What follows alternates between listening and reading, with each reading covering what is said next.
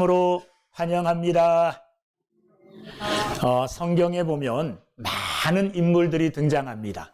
그 많은 인물들 중에 우리가 본받아야 될 믿음의 사람도 굉장히 많습니다. 굉장히 많아요. 그래서 하나님께서는 성경에 등장하는 인물들을 통하여 이렇게 믿는 것이 참 믿음이다, 이런 것들을 보여줄 때가 많이 있습니다. 그 대표적인 사람 중에 하나가 다니엘입니다. 다니엘은 바벨론에 포로로 끌려간 사람입니다. 포로로 끌려갔음에도 불구하고 바벨론이라는 이방 땅에서 뜻을 정하여 하나님 기뻐하는 것만 행하기로 마음을 다짐하고 먹었습니다. 포로로 끌려온 소년들, 지혜롭고 똑똑한 사람들만 끌고 왔어요.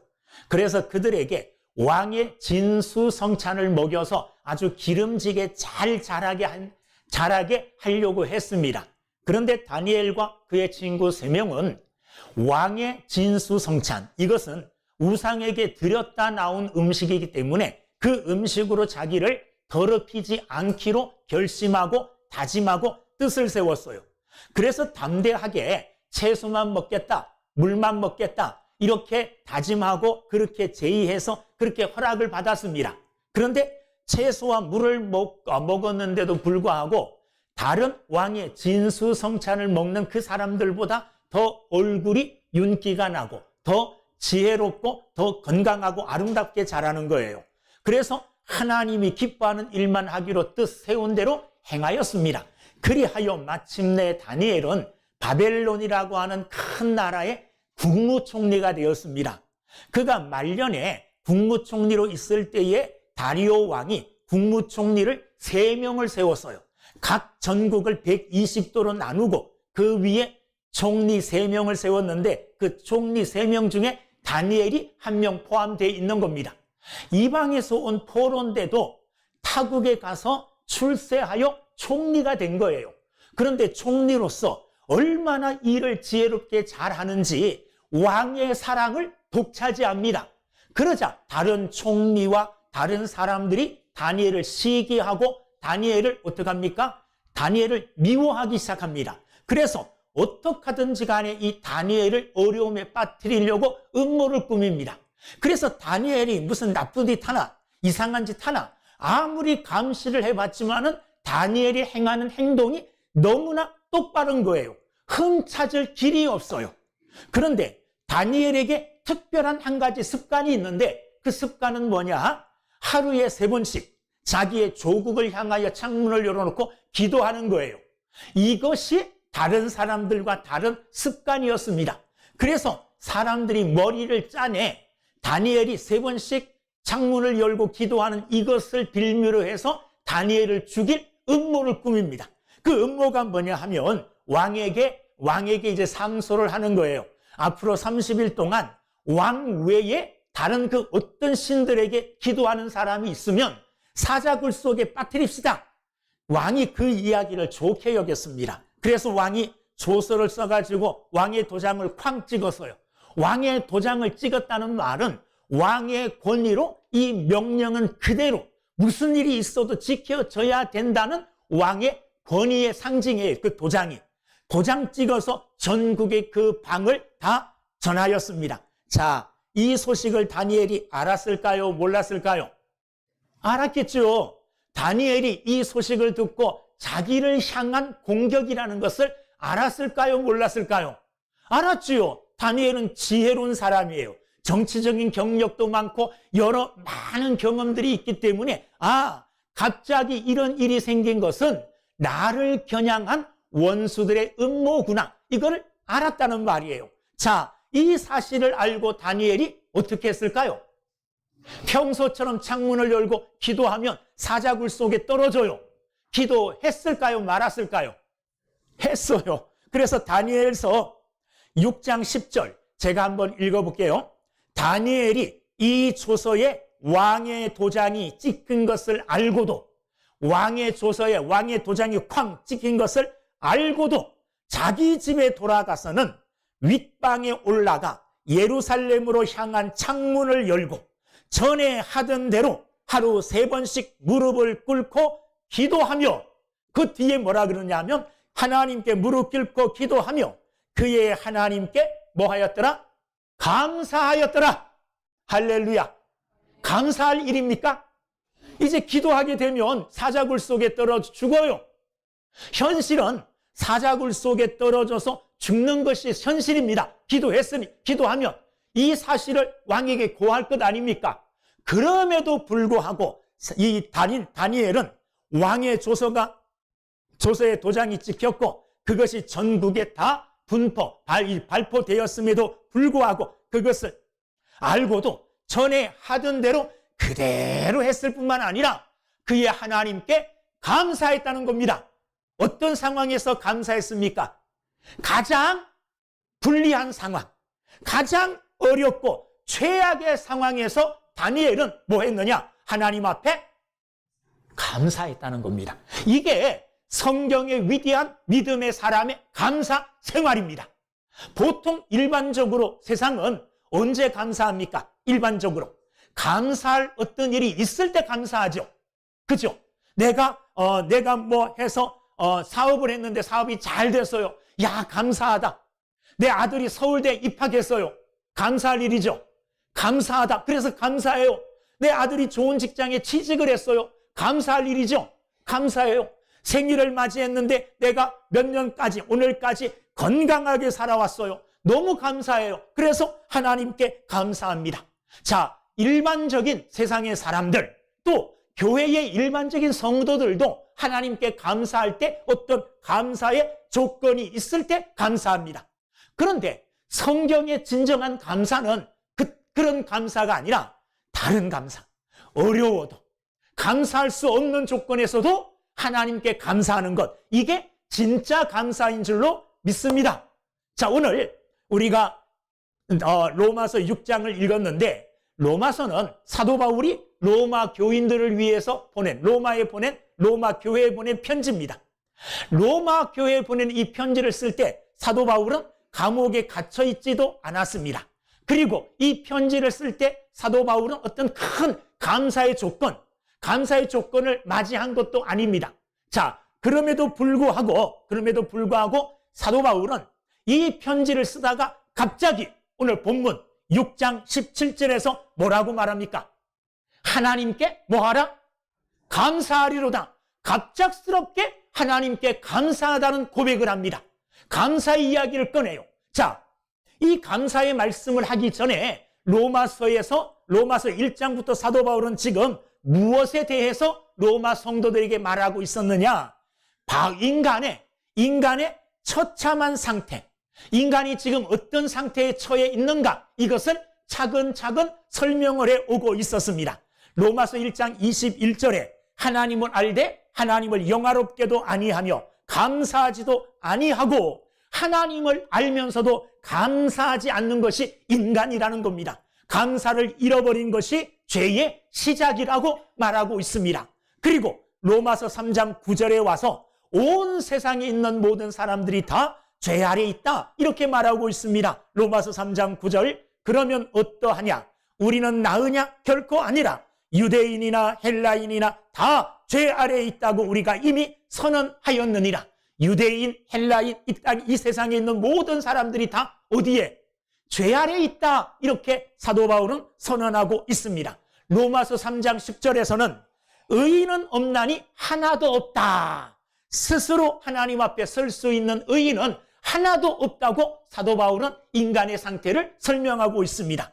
또한 로마서 3장 23절에 와서는 모든 사람이 하나님의 영광에 이르지 못하였다, 이렇게 말합니다. 하나님과의 관계가 완전히 끊어졌고 끊어진 하나님과의 관계를 회복할 수 있는 길은 아무데도 없다, 이렇게 절망적인 선언을 하고 있습니다. 로마서 5장에 와서는 아담 한 사람이 죄를 지었지만은 그 아담 한 사람의 죄로 말미암아 모든 사람들이 죄를 지은 것이 되었고 모든 사람들이 죄의 종이 되었다, 이렇게 인간의 상태. 근데 그 상태가 소망적인 상태가 아니에요. 그냥 절망적이고 처참한 비참한 인간의 상태, 마지막에 죄의 종이 된 상태, 이런 상태를 이야기하고 있었어요. 그러다가 갑자기 사도 바울은 17절에서 뭐라고 고백합니까? 하나님께 감사하리로다. 사실 인간의 이런 비참한 상태를 생각할 때 하나님 앞에 감사할 것이 아무것도 없어요. 그럼에도 불구하고 사도 바울은 이 비참한 지경 속에서도 하나님께 감사할 수 있다고 고백하고 있어요. 어떻게 감사할 수 있습니까? 왜 감사할 수 있습니까? 감사할 수 있는 이유는 뭐냐? 감사할 수 있는 것은 뭐 돈을 많이 벌었기 때문에, 사업적으로 성공하고 출세했기 때문에 그런 게 아닙니다. 감사할 수 있는 이유는 죄의 종이었었는데, 죄의 종살이 하고 있었는데 의의 종, 하나님의 종이 되었다는 것, 이게 감사할 수 있는 이유라는 겁니다.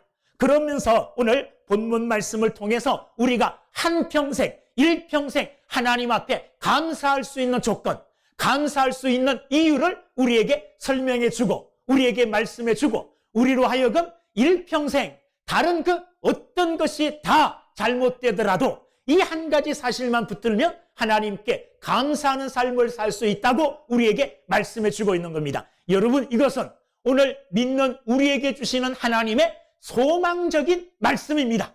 세상이 다 무너지고 내 앞에 절망적인 상황만 있고 일어날 수 있는 힘도 없고 일어날 수 있는 구멍도 없는 이런 완벽히 캄캄한 절망 중에 빠졌을지라도 감사할 수 있다는 거예요. 뭐로 감사할 수 있다는 겁니까? 오늘 본문 말씀을 통하여 감사할 수 있다는 겁니다. 어떻게 감사할 수 있는가? 처음 사도 바울은 감사하기 전에, 감사할 수 있는 조건을 말하기 전에 우리의 상태를 말하고 있습니다. 과거에 우리가 어떤 사람이었는가, 이것을 말해주고 있는데, 과거에 우리는 어떤 사람이었습니까? 17절 읽어보겠습니다. 시작. 하나님께 감사하리로다. 너희가 본래 죄의 종이더니, 거기까지요. 너희가 본래 뭐였어요? 죄의 종이었다는 겁니다. 본래, 원래부터, 처음부터 너희는 누구의 종이요? 죄의 종이었다는 겁니다. 여러분, 종은 자유가 없어요. 종은 주인이 시키는 대로 해야 돼요. 그런데 주인이 누구냐 하면 죄가 우리의 주인이에요. 그래서 우리는 죄가 시키는 대로 할 수밖에 없는 겁니다. 죄를 가끔 짓기 때문에 죄인이 아니라 죄의 영역 아래, 죄의 지배 아래 있기 때문에 우리는 죄인이라는 거예요. 무슨 말이냐 하면 내가 이런 죄를 짓고 저런 죄를 짓고 그래서 죄인이 아니라 우리는 본래부터 죄의 세력 안에 있었다는 말이에요. 죄의 세력. 여러분, 북한에 있는 사람들이 태어날 때부터 북한의 지배하에 있죠. 그죠? 그래서 대한민국, 이 남쪽 대한민국에서 태어난 사람처럼 자유를 못 누려요. 왜 그렇습니까? 북한의 세력 안에 있기 때문에 그렇죠. 우리가 본래부터 어떤 세력 안에 있었느냐 하면 죄의 세력 안에, 죄의 권세 아래에 있었던 사람들이 누구냐? 저와 여러분들이라는 겁니다. 많은 사람들은 예수를 믿건 믿지 아니하건 모든 사람들은 다 자기는 자유로운 사람이라고 말해요. 나 자유롭다. 누가 내 주인이야? 누가 나를 마음대로 할 수 있어? 아니야, 나의 주인은 나야. 이렇게 말하지만 성경은 그렇게 말하지 않습니다. 그 모든 사람들이 내 마음대로 내가 하고 싶은 대로 살아가는 것 같지만은 여전히 모든 사람들은 죄에 끌려 죄의 종노릇하고 죄의 노예 생활하고 있다고 성경은 말하고 있습니다. 예수님도 그렇게 말씀하셨어요. 죄를 범하는 자마다 죄의 종이라. 죄를 짓는 모든 사람들은 다 죄의 종이라는 겁니다. 죄를 주인으로 모시고 죄가 끌고 가는 대로 끌려간다는 말이에요. 여러분, 죄는 잔인합니다. 죄는 용서가 없고 죄는 타협이 없고 죄는 일방적으로 우리를 향하여 밀어붙입니다. 어디를 향하여 밀어붙이느냐? 우리가 저항할 수도 없고 우리가 반항할 수도 없게 강력한 힘으로 죄는 우리를 밀어붙여요. 어디로? 영원한 사망을 향하여 우리를 밀어붙이는 강력한 힘을 가진 존재가 뭐냐? 죄요. 왜? 죄의 주인이 누굽니까? 죄를 뒤에서 조성하고 죄를 뒤에서 이끄는 힘이 누굽니까? 악한 마귀예요. 악한 영의 세력이기 때문에 이 죄의 세력은 강력합니다. 죄는 인간을 노예로 삼아서 자기가 원하는 대로 끌고 댕겨요. 자기가 원하는 일을 시켜요. 그래서 하나님께 가까이 가지 못하게 하고 하나님을 향하여 마음과 마음을 모으지 못하도록 이 죄는 우리를 강력하게 하나님으로부터 끌어내고 하나님으로부터 멀어지게 하는 것입니다. 처음에는 죄를 즐겨요, 사람들이. 죄가 어떻게 보면요, 죄를 짓는 게 흥미도 있고 아주 짜릿하기도 하고 그럴 때도 있거든요. 그래서 죄를 은근히 즐기는데 즐기다 보면 나중에는 죄를 내가 통솔하고 죄를 내가 지배하고 죄를 내가 즐기는 게 아니라 나중에는 죄에 끌려가요. 술에 대해서 사람들이 이렇게 말하잖아요. 처음에는 사람이 술을 먹는데요. 근데 나중에 어떻게 해요? 술이 사람을 먹는다는 거예요.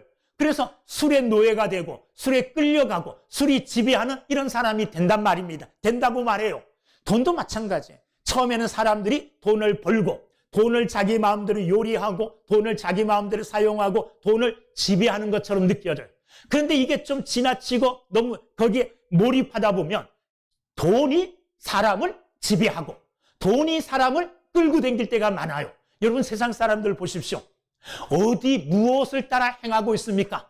돈을 따라 가잖아요. 돈을 따라. 좋은 직장에서 상사가 잘해주고 사장도 잘해주는 이런 직장에 있었는데 인간적인 관계를 잘 맺고 있었는데 갑자기 옆에서 어떤 회사에서 월급 2배로 주겠다는 거예요. 인간관계 이거 다 끊어버리고 돈 따라가는 사람들이 얼마나 많습니까? 신앙인들도 마찬가지입니다. 신앙을 지키고 올바른 믿음의 삶을 살기보다는 못 따라요. 돈 따라가는 사람들이 많아요. 나중에는 돈이 사람을 지배한다는 말입니다. 여러분, 모든 사람들은 무엇인가 지배당해요. 돈이 아니면, 죄가 아니면, 사탄이 아니면 하나님께 지배당하는 삶을 사는 것. 이게 둘 중에 하나예요. 중간은 없어요. 중간은 나는 중간이야. 나는 하나님 편도 아니고 죄의 편도 아니야. 나는 내 편이야. 이렇게 말하는 사람은 이미 죄의 종이에요. 이미 죄에 끌려서 죄에 따라 살아가고 있다는 것을 알아야 됩니다. 자, 그러므로 죄에 노예되고 죄에 지배당하는 사람들이 구원받는다는 말은 단순히 죄 용서받는 게 아니에요. 죄 용서받는 것에 그치는 것이 아니라 더 나아가 더 큰 뜻이 있어요. 우리가 구원받는다는 것은 오늘 사도 바울이 본문에서 말씀하시는 이 본문을 근거로 말하면 구원은 단순하게 죄 용서받는 것으로 그치는 게 아니라 주인이 바뀌는 거예요. 주인이 바뀌는 거예요. 어떻게 바뀌는 겁니까? 주인이 죄였는데, 주인이 악한 세력, 악한 마귀였는데, 그런데 내 주인이 죄에서 누구로 바뀌는 겁니까? 하나님으로 바뀌어지는 것, 이게 우리의 구원이에요. 이게 진짜 구원입니다. 여러분 구원 받았습니까? 구원 받았다는 것은 단순히 죄 용서함도 거기에 포함이 되죠. 죄 용서함 받음으로 구원 받는 거예요. 그런데 단순하게 죄 용서 받는 것으로 그치는 게 구원이 아니라 죄 용서 받고 주인이 완전히 바뀌어버리는 것, 신분의 변화가 일어나는 것, 이게 진짜 구원이라는 것을 여러분 믿으시기를 주님의 이름으로 축원합니다. 이런 구원, 이런 주인이 바뀌게 되는 것, 무엇으로 바뀌게 될까요? 오늘 말씀을 보면, 자, 우리가 17절 말씀 그 뒤에 같이 읽어보겠습니다. 너희가 본래 죄의 종이더니 그 다음부터 시작. 너희에게 전하여 준 바 교훈의 본을 마음으로 순종하여. 아멘. 죄의 종로로 달려다가 죄의 종에서 의의 종, 하나님의 종이 될 수 있었던 것은 무엇 때문이냐? 그 뒤에 나오는 너희에게 전하여 준 바 교훈의 본, 전하여진 교훈의 본 때문에 바뀐 겁니다. 전하여진 교훈의 본이 뭡니까? 이 본이라는 이 말은 틀, 그리고 표준, 뭐 이런 말이에요. 교훈의 틀, 교훈의 표준. 자, 여기 전하여진 교훈이라는 것은 복음이에요. 복음의 틀, 복음의 표준, 이걸 말하는 거예요. 여러분, 복음은 단순하게 믿는 게 아니에요. 복음은 다른 사람들이 말하기에 그냥 무조건 믿으면 된다가 아니라 객관적으로 믿어야 될 분명한 진리를 가지고 있어요. 우리가 예수 믿는다 그럴 때에 그냥 막연하게 예수 믿어, 이게 아니라 내가 믿는다고 할 때에 그 믿음은 분명한 대상, 분명한 진리의 내용을 가지고 있다는 겁니다. 믿는다는 거예요. 예수를 믿는다고 할 때도 그냥 단순하게 나 예수 믿어가 아니라 예수를 믿는 내용, 그 내용들을 각각 가지고 있다는 거예요. 복음에는 각각 객관적인 뭐가 있느냐? 내용이 있어요. 복음이 뭡니까? 사실 복음은 기쁜 소식이죠. 기쁜 소식의 내용들이 각각 있다는 말이에요. 여러분, 뭘 믿습니까? 복음을 믿는다고 말하고 예수를 믿는다고 말하는데 그냥 한꺼번에 두리뭉실하게 믿어요. 그게 아니라 복음의 분명한 메시지, 내용이 있는 거예요. 그 내용이 뭐냐? 하나님이 우리를 사랑하신다는 게 복음입니다. 하나님이 우리를 사랑하지 않으셨으면 복음이 시작될 수가 없어요. 하나님의 이 사랑으로부터 복음이 시작되는 겁니다. 사랑으로부터 무엇이 주어지느냐? 이 사랑함으로 말미암아 하나님께서 우리에게 하나밖에 없는 아들 독생자를 보내주신 거예요. 이게 복음인 줄로 믿습니다. 예수 그리스도의 이 땅에 오심, 이게 복음이에요. 예수님이 이 땅에 오셨는데 어떻게 오셨느냐? 일반 사람들처럼 오시지 않았어요. 일반 사람들처럼 남자와 여자가 결혼해서 낳은 사람이 아니라 성령으로 잉태하셨어요. 깨끗한 처녀의 몸을 빌어 성령으로 잉태되어 이 땅에 오신 분이 누구냐? 예수님이에요. 여러분, 이게 복음입니다. 동정녀 마리아의 몸에 성령으로 잉태되셨다는 이 내용이 복음이에요. 기쁜 소식이에요. 이거 없었다면 예수님이 만약에 동정녀 마리아의 몸에 성령으로 잉태되지 못하시고 그냥 요셉과 마리아가 육체적인 결합을 통하여 예수님이 이 땅에 오셨다면 예수님도 누구의 죄를 이어받습니까? 아담의 죄를 갖잖아요. 그건 복음이 될 수 없어요. 그러나 예수님이 이 땅에 오시되 성령으로 잉태하여 동정녀 마리아의 몸을 빌어 이 땅에 오신 것, 이게 복음인 줄로 믿습니다. 이 땅에 오셔서 뭐 하셨습니까? 우리가 받아야 될, 내 죄로 내가 받아야 될 고난을 예수님이 대신 받으셨다는 거예요. 여러분, 이게 복음입니다. 내가 죄 때문에 죽어야 되는데 예수님이 내 대신 십자가에 죽으셨다는 거예요. 이게 뭡니까? 이게 복음이에요. 내가 만약에 내 죄 때문에 죽었다면 다시 살아나지 못했을 텐데 예수님은 내 죄를 대신 짊어지시고 죽으셨지만은 하나님이시기 때문에, 능력자이시기 때문에 죽음을 이기시고 부활하셨습니다. 이게 복음의 내용이에요. 복음은 그냥 두루뭉실하게 좋은 거야, 이게 아니라 각각 복음의 내용을 담고 있다는 겁니다. 이 하나하나를 믿음으로 받아들이는 여러분들이 되기를 주님의 이름으로 축원합니다. 예수님이 우리를 위하여 3일 만에 부활하시고 하나님 나라로 승천하실 뿐만 아니라 하나님의 우편에 앉으시고 하나님 우편에서 뭐 하시느냐? 아버지로부터 성령을 받으셔서 오늘 저와 여러분들에게 성령을 보내주셔요. 아버지 우편에 앉으셔서 지금 뭐 하시느냐? 저와 여러분들을 위하여 기도하고 계셔요. 여러분, 이게 복음인 줄로 믿습니다. 그리고 예수님은 때가 되면 다시 산자와 죽은 자를 심판하시려고 이 땅에 오실 줄로 믿습니다. 이게 복음이에요. 이것을 내가 믿음으로 받아들이고 하나님께서 내게 믿음의 선물을 주심으로 예수 그리스도를 나의 구주로 믿게 된 것, 이게 복음이에요. 믿음으로 믿게 된 것, 이게 하나님의 은혜라는 것, 여러분, 이게 복음인 줄로 믿습니다. 복음은 그냥 단순하게 두루뭉실하게 좋은 거야. 그냥 복음을 믿으면 돼. 이게 아니라 복음에는 구체적인 내용이 다 있어요. 그리고 이 복음을 어떻게 해야 되느냐? 거기 17절 뒤에 보면 마음으로 뭐 했다는 거예요? 그럽니까? 순종하여. 마음으로 순종하여. 순종은 어디에서 시작되느냐? 마음으로부터 시작된다는 겁니다. 이것은 어떤 의미가 있느냐 하면 억지로 믿어 해서 믿는 게 아니라 마음에서부터 우러나는, 마음에서부터 저절로 생겨나는 자발적인 순종, 자발적인 믿음, 이게 마음으로 순종하는 거예요. 그리고 이 마음으로 순종한다는 이 말은 형식적인 순종이 아니라 진실하게, 그리고 전인격적으로, 마음은 내 인격이 자리 잡고 있는 내 인격의 초소예요. 마음으로 순종한다는 것은 내 모든 것을 다 동원하여 순종하고, 마음으로 믿는다는 말은 내 모든 것, 내 전인격적인 것이 다 총출동되어 믿는다는 그런 의미예요.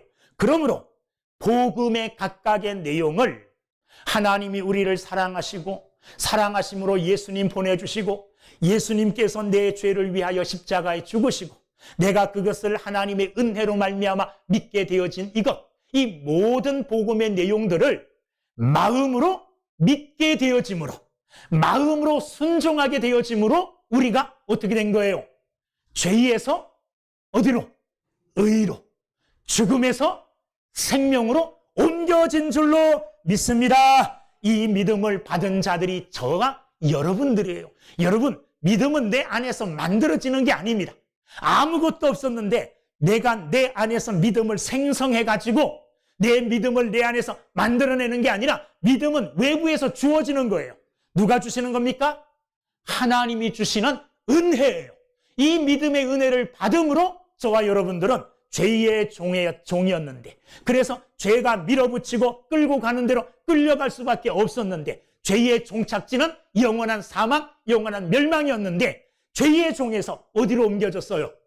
의의 종으로, 하나님의 종으로 옮겨졌다는 겁니다. 무엇으로 말미암아? 복음으로 말미암아. 복음을 내가 어떻게 해요? 마음으로 순종하고 마음으로 믿음으로 말미암아 의로 옮겨졌다. 의의 종이 되었다는 겁니다. 그래서 저와 여러분들은 이제 18절 말씀 읽어보겠습니다. 시작. 네, 죄로부터 이제 해방되었어요. 여러분, 해방이라는 게 뭘까요? 해방이라 그러면 이제 내 마음대로 다 할 수 있다. 이게 진짜 해방이 아니에요. 방종이 해방이 아닙니다.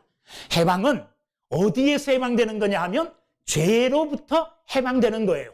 죄로부터 해방되는 거예요.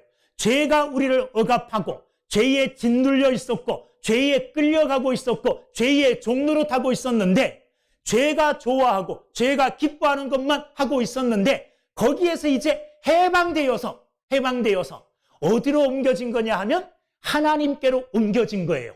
의로 옮겨진 겁니다. 그래서 진정한 해방은 죄에서 해방되어지고 죄가 행하던 대로 이제 따라하지 아니하고 다시 의로 가는 것이, 의에 속하는 것이 진정한 자유라는 거예요. 자, 진정한 자유는 그냥 죄에서 해방되는 것만 진정한 자유가 아니고 어디에 참 자유를 누릴 수 있는 곳에 속하는 게 진짜 자유입니다. 어떤 아이가 어렸을 때에 악한 집단, 나쁜 집단에 납치되어서 나쁜 사람들의 일을 하면서 나쁜 일만 하면서 그 집단에 소속돼 살았어요. 그런데 아주 굳은 결심을 하고 그 집단에서 탈출했어요. 이제 그를 억압하고 그를 나쁜 짓 시키던 사람들 손에서 벗어났어요. 진짜 자유를 얻었을까요? 진짜 자유를 얻지를 못했어요. 그가 진짜 자유를 누리기 위해서는 그 악한 집단이 침범하지 못하는 새로운 세력에 들어가서 거기 공동체가 되는 거예요. 그래야 진짜 자유를 얻는 거죠. 그냥 그 세력에서 탈출해 나와서 이리저리 돌아다니면 또 붙잡혀갈 수 있잖아요. 그리고 마음이 불안하고 또 언제 잡혀갈까? 그래서 항상 불안한 상태에, 두려운 상태에 살게 돼요. 진짜 자유는 그 악한 세력보다, 그 악의 세력보다 더 큰 세력, 그 악한 세력을 능히 지배하고 물리칠 수 있는 큰 세력 속에 뭐 하는 겁니까? 들어가서 그 세력의 지배를 받는 거예요. 이게 진짜 자유인 줄로 믿습니다. 북한 얘기를 하면 북한에서 탈출한 사람이 있어요. 북한에서 탈출했기 때문에 나는 자유다. 그러면서 중국 땅을 막 돌아다니면서 북한에서 나왔기 때문에 난 진짜 자유야. 진짜 자유를 못 찾은 거죠. 진짜 자유는 남한 땅에 오면 되는 거예요. 대한민국이 지켜주잖아요. 대한민국이 그들의 자유를 보장해줘요. 새로운 세력의 보호를 받으며 새로운 세력 속에 들어가는 거예요. 여러분, 죄에서 해방됐습니다. 죄에서 노임을 받았어요. 그러면 어떻게 해야 됩니까? 이제 죄의 세력이 아닌 죄의 세력을 능히 이기고 죄의 세력을 물리칠 수 있는 더 큰 세력. 어떤 세력입니까? 하나님의 세력, 의의 세력 속에 들어가는 거예요. 그리고 하나님의 지배를 받고 의의 지배를 받으며 살아가는 것, 이게 참 자유인 줄로 믿습니다. 우리는 이제 그렇게 된 사람들이에요. 죄에서 노임받았어요. 죄에서 해방되었어요. 그래서 죄가 시키는 것 안 해도 돼요. 성경은 이렇게 말합니다. 죄에 대하여 죽은 사람이라 그랬어요. 죽은 사람은 반응하지 않아요. 죄에 대하여 살아있을 때에는 죄가 시키면 어쩔 수 없이 두려워서 해야 돼요. 근데 죄에 대해서 이제 죽어버렸어요. 죄가 아무리 이상한 짓을 시키고 나쁜 짓을 시켜도 나는 죽었어. 나는 죽었어. 아무것도 못 느끼고 아무것도 안 하는 거예요. 그리고 어디에서 살았습니까? 죄에 죽고 의에 사는 거예요. 죄에 죽고 복음에서 살고 죄에 죽고 하나님 안에서 사는 것, 이게 진정한 자유인 줄로 믿습니다. 이제 우리는 진정한 자유인이 되었어요. 죄의 세력 속에 있다가 이제는 참 자유를 얻어 의의 세력 속에, 다시 말하면 그리스도 예수 안에 들어온 자가 되었다는 겁니다. 그리스도 예수 안에. 그래서 죄의 세력이 다시는 우리를 침범하지 못해요. 죄의 세력이 다시는 우리를 다스리지 못하고, 죄의 세력이 다시는 우리에게 찝쩍거리지도 못해요. 가까이 오지도 못해요. 왜?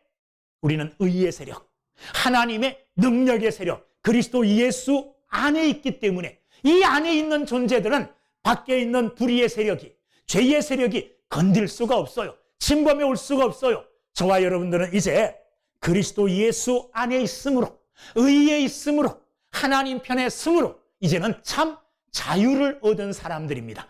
자, 그러므로 뭐 할 수밖에 없을까요?